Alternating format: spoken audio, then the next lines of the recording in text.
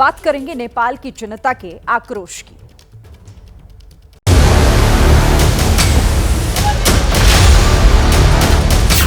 नेपाल में धधकी विद्रोह की ज्वाला। इस वक्त नेपाल के कई इलाके ऐसे हैं जहां पर आपको इस तरीके की तस्वीरें देखने को मिल रही हैं, जहां पर जले हुए वाहन हैं, जहां पर जले हुए घर हैं, मकान हैं, जहां पर जली हुई दुकानें हैं। बगावत की आग में सब कुछ खाक।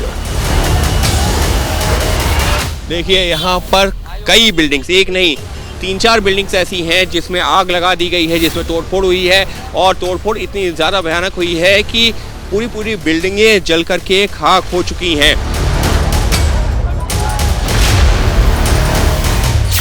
सड़कों पर राजशाही समर्थकों का संग्राम। आपको यहाँ पर तमाम ऐसी दुकानें और ऐसे घर नजर आएंगे जो कि टूटे हुए हैं, जले हुए हैं। लोकशाही को उखाड़ फेंकने की यलगार। ये वो मंच है जहां पर जो प्रदर्शन एक तरह से लीड कर रहे थे वो लोग मौजूद थे और यहाँ प्रदर्शनकारी मौजूद थे। कहा यह जा रहा है कि उनके ऊपर बल का प्रयोग किया गया, जिसके चलते इस तरीके की हिंसा हुई है। लोकशाही वर्सेस राजशाही का फाइनल राउंड।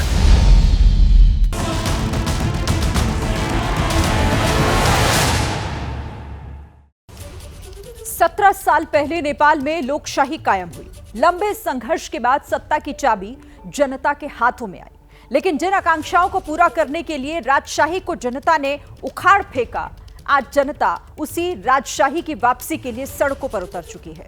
17 साल से अस्थिर सरकारों को झेल रही जनता अब पुराने दौर में लौटने को बेकरार है।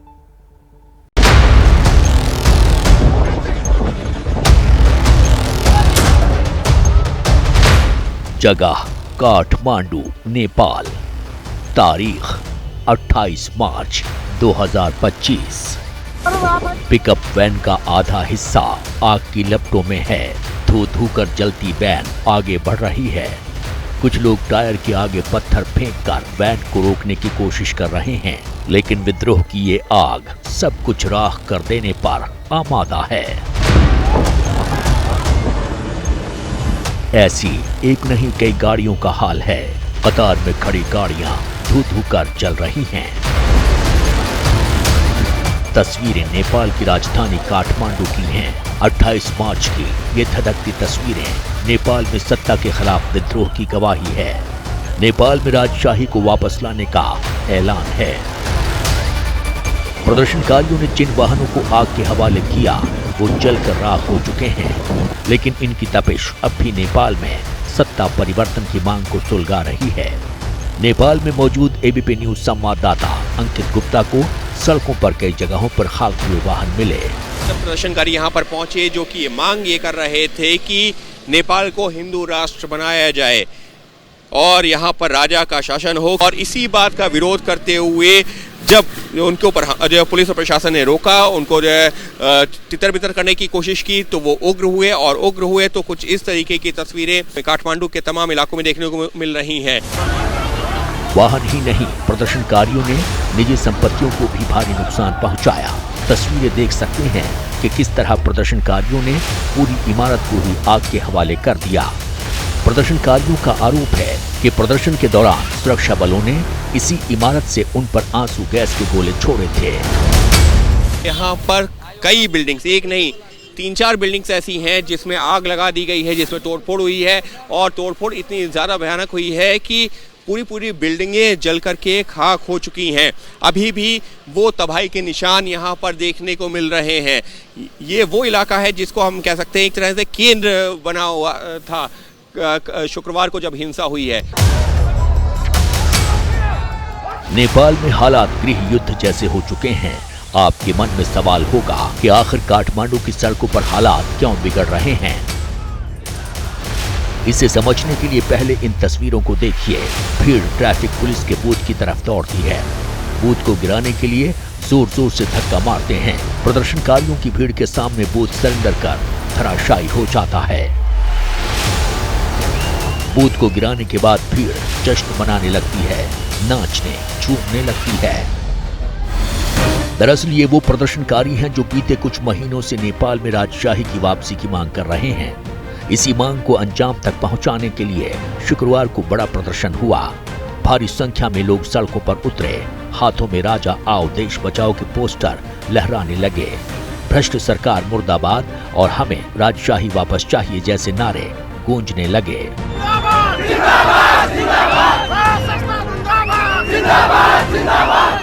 ये वो नारे हैं जो नेपाल की मौजूदा सत्ता को सीधी चुनौती है। सरकार ने भी राजशाही की मांग कर रहे प्रदर्शनकारियों को कुचलने के लिए सुरक्षा बलों को मोर्चे पर तैनात कर दिया। पुलिस और प्रदर्शनकारी आमने सामने आ गए। पुलिस ने प्रदर्शनकारियों पर आंसू गैस का इस्तेमाल किया, फायरिंग की, जिसमें 2 लोगों की मौत हो गई। इसके बाद कुछ प्रदर्शनकारी सीधे कम्युनिस्ट पार्टी के दफ्तर में घुस गए। दफ्तर में तोड़फोड़ की, कई फाइलें आग के हवाले कर दी गईं। कम्युनिस्ट पार्टी ऑफ नेपाल के इस दफ्तर पर भी खासा नुकसान हुआ है। यहाँ पर आगजनी हुई है। दफ्तर के अंदर जो सामान था उसको बाहर ला करके कुछ इस तरीके से जलाया गया है। कम्युनिस्ट पार्टी के दफ्तर में जहाँ पर आगजनी भी हुई है, तोड़फोड़ भी हुई है। हालांकि अब जो है सिर्फ ये यहाँ पर ये तबाही के निशान है। 1960 से 1990 तक नेपाल में पंचायती शासन था। उस समय जो भ्रष्टाचार हुआ था ना, वो भ्रष्टाचार को तो कोई मिसाल ही नहीं है। तो भ्रष्टाचार का शासन था। कम्युनिस्ट पार्टी हिंसक प्रदर्शन के पीछे पूर्व राजा का हाथ बता रही है। दरअसल 20 दिन पहले ही पूर्व राजा ज्ञानेंद्र शाह पोखरा से काठमांडू लौटे। राजा को रिसीव करने के लिए हजारों की संख्या में राजशाही समर्थक एयरपोर्ट पहुंचे।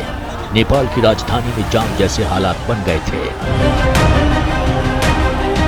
काठमांडू में राजा की मौजूदगी ने राजशाही की मांग को और ज्वलंत कर दिया। कई राजनीतिक दलों ने भी राजशाही को समर्थन देने का ऐलान किया। बीते 1.5 दशक से नेपाल में अस्थिर सरकार का दौर चल रहा है। महंगाई, बेरोजगारी की मार ने लोगों की उम्मीदों को तोड़ दिया है। राजशाही की मांग कर रहे प्रदर्शनकारियों पर जब हिंसक कार्रवाई हुई तो सब्र का बांध टूट गया। इसके बाद जो सामने आया वो सब कुछ तबाह हो गया। बाहर से ही आपको अंदाजा लग जाता है कि किस तरह से तोड़फोड़ हुई है। जो कांच लगी हुई थी, जो शीशा लगा हुआ था, वो पूरी तरीके से चकनाचूर हो चुका है। हर तरफ कांच है, पत्थर है। पत्थर अभी भी, कितने बड़े बड़े पत्थर ये अभी भी यहाँ पर पड़े हुए हैं। जो प्रदर्शनकारी थे इतने ज्यादा उग्र थे कि उनके सामने जो भी आ रहा था वो उसको तहस नहस करते हुए आगे बढ़ रहे थे। कई उपद्रवियों ने तो हिंसक प्रदर्शन को अवसर में बदल दिया। दुकान और मार्ट से लूट खसोट की घटनाओं को अंजाम दिया। कई शॉपिंग कॉम्प्लेक्स में तोड़फोड़ की घटनाएं की गईं। ऐसी 1-2 नहीं बल्कि जो है दर्जनों बिल्डिंगें हैं जहां पर पथराव हुआ था तो उनको नुकसान पहुंचा है। कई बिल्डिंगों में आग लग गई थी और इसमें जो है कई लोग गंभीर रूप से घायल हुए हैं, लोगों की मौत हुई है। तो फिलहाल आज कुछ इस तरीके की तस्वीरें हैं नेपाल की राजधानी काठमांडू में। हिंसा को बढ़ावा देने, प्राइवेट प्रॉपर्टी को नुकसान पहुंचाने और आगजनी करने के आरोप में पुलिस ने 100 के करीब लोगों को गिरफ्तार किया है। लेकिन राजशाही और हिंदू राष्ट्र की जो मांग उठी है उससे लगता नहीं कि विद्रोह की ये आग बुझने वाली है।